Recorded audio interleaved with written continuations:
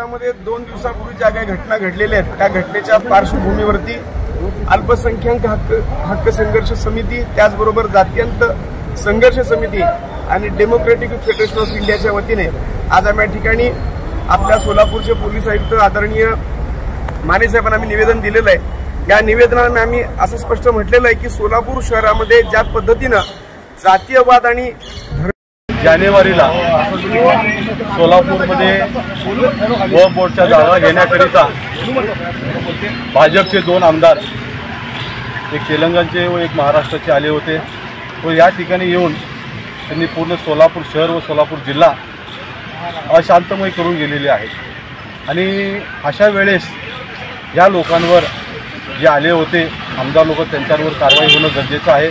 त्याचप्रमाणे हे जे कार्यक्रमामध्ये भाकरी मिळायला पाहिजे। किती तरुण मुलं आता भडकलेले आहेत, त्यांना समजवणारे लोक पाहिजेत। उलट हे तरुण मुलांचे डोके भडकण्यासाठी हे लोक येतात आणि त्रास सगळ्यांना होतो। याचा हे करणारे करून जातात, पण त्रास गरिबांना होतो आणि त्रास पोलीस खात्याला होतो।